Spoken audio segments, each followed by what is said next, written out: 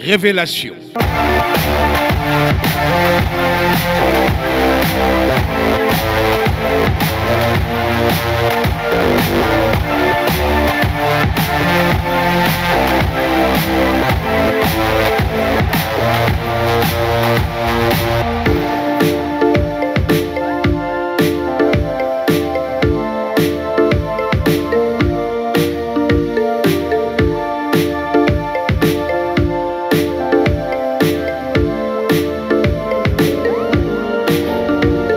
Révélation.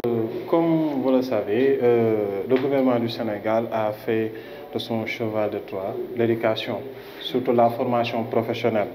Et ils sont descendus sur le terrain pour essayer d'éclaircir et de mettre en œuvre des programmes qui permettent aux jeunes d'acquérir le savoir-faire et le savoir-être.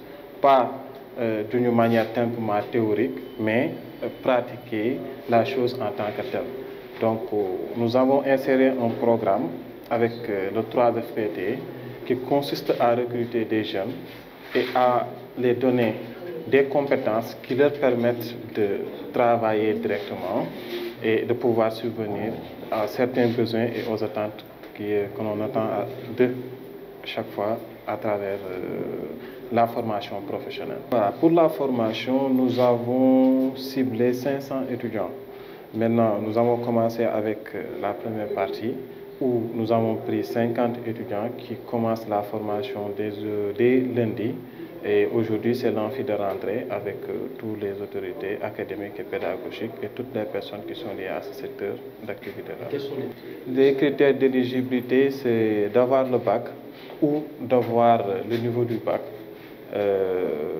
Nous recrutons aussi des personnes qui sont dans la capacité de lire et d'écrire et de les mettre à l'intérieur de cette formation pour ne pas les discriminer parce que l'expérience pédagogique nous a montré que ces personnes que l'on recrute à la fin de la formation sont souvent les meilleures dans la formation. Qu'en sera-t-il maintenant du suivi, puisque là vous dites que si on y entre l'emploi est garanti?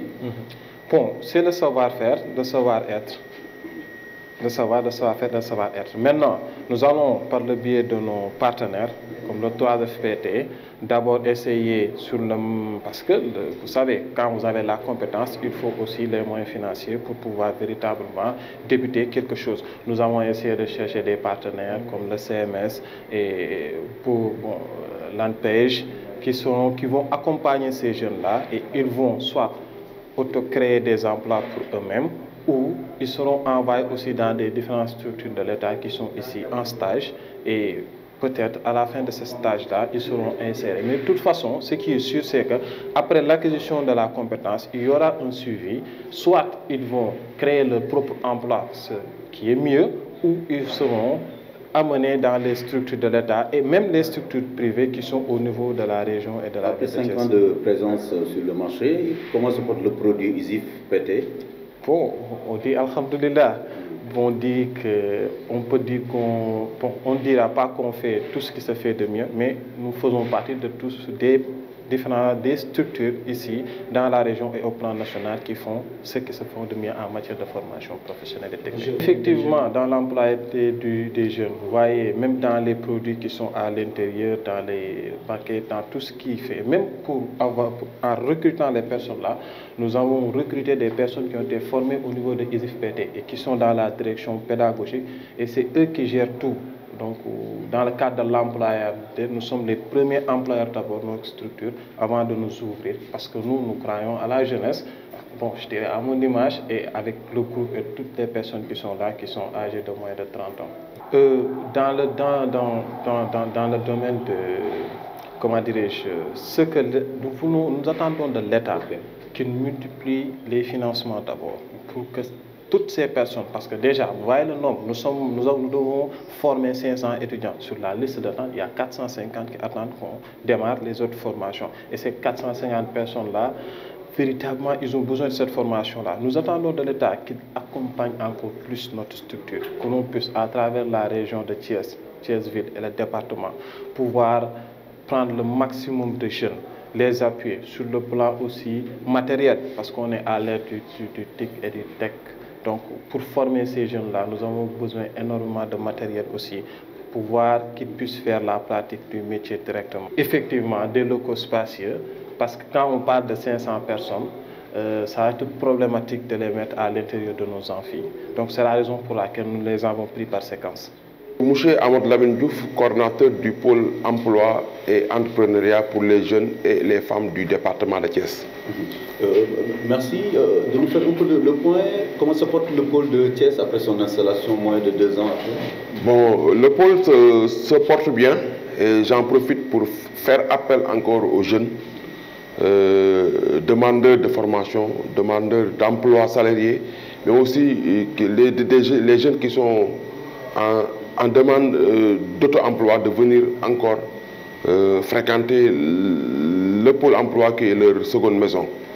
Donc on est là aujourd'hui pour le lancement des formations des CPS qui sont exécutées par le pôle emploi à travers le département de Thiès et dans différents établissements.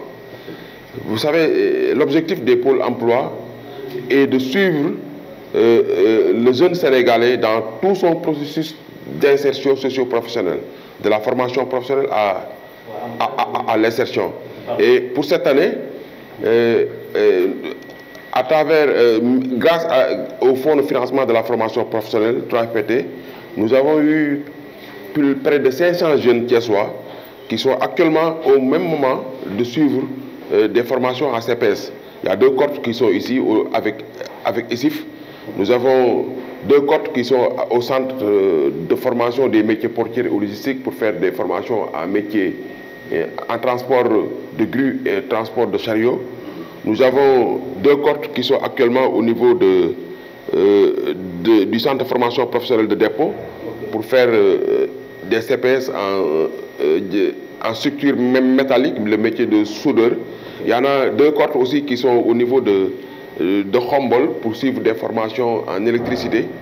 En restauration, il y a l'EMAS et les autres écoles de Thiès qui en ont quand même chacun 2 cohortes.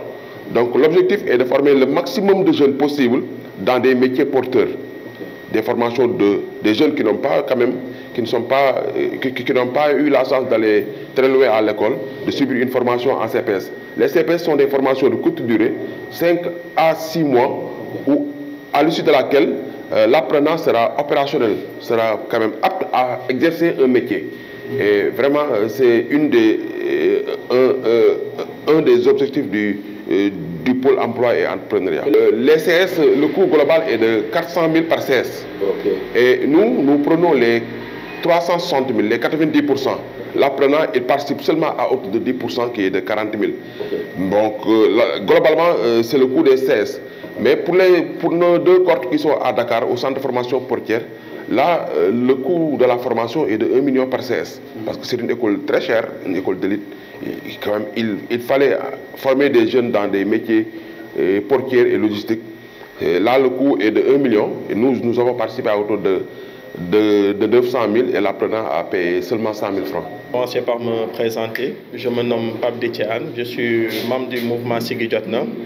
Je suis aujourd'hui ici présent pour représenter le président Abdoulaye Dièye avec la délégation dirigée par notre coordonnateur M. Thié Yassine Diagne et notre DC M. Ahmed Mbaye. Parce que voilà, notre présence ici a été sollicitée personnellement par le président Abdoulaye Dièye, qui est le parrain unique de cet événement, vu vraiment son engagement auprès des Thiessois, même avant sa nomination en tant que directeur général. Vraiment, il a toujours été là, présent, durant toutes les périodes de basse et de haute tension politique. Il a toujours été présent sur le terrain. Donc, dans ce contexte, à chaque fois que les Thiessois le sollicitent, le président Abdoulaye Dièye vraiment honore de sa présence. Aujourd'hui, vu qu'il est hors de nos frontières, vraiment, il a tenu à ce que vraiment ses plus proches collaborateurs soient présents, à la personne de M. Thié Yassine Diagne et de M. Ahmed Mbaye. Oui, le DG de l'AIBD, avant d'être DG, il dirige son propre entreprise, Socotra, qu'il a vraiment... Il est un self-made man, comme on dit en anglais, quelqu'un qui s'est fait tout seul à partir de rien, comme on dit. Donc, à partir de Socotra même, il commençait à recruter des Thiessois, vraiment à toutes les sphères de responsabilité. Du port à l'organisation administrative de son entreprise, il recrute toujours pratiquement des Thiessois en priorité. Parce que c'est un Sénégalais, certes, mais un Thiessois de sang, et il croit à la jeunesse thiessoise. Donc, c'est un exemple, mais il ne se limite pas à être un exemple pour nous. Comme j'ai l'habitude de le surnommer, c'est le général de la jeunesse à Thiès, et c'est un exemple à suivre, un modèle pour tout Thiessois. Donc, vraiment, les sollicitations professionnelles vraiment émanent de partout, mais je vous donne l'assurance que vraiment, dans la mesure du possible, vraiment les Thiessois seront impliqués, la jeunesse sénégalaise sera impliquée dans la mesure du possible. Voilà, l'ISIF vraiment, comme j'ai l'habitude de le dire, sort un peu du lot parce que vraiment la spécificité de ces formations, surtout dans les métiers du pétrole, attire l'attention et vraiment répond à la demande de l'emploi actuellement. Parce que le pétrole et le gaz découverts au Sénégal et tout ça, vraiment l'ISIF va proposer les premières offres professionnelles en ce sens. Donc vraiment, on ne peut que saluer la spécificité et le courage de l'ISIF. Vraiment par rapport à ce premier coup donné dans la fourmilière professionnelle. Révélation.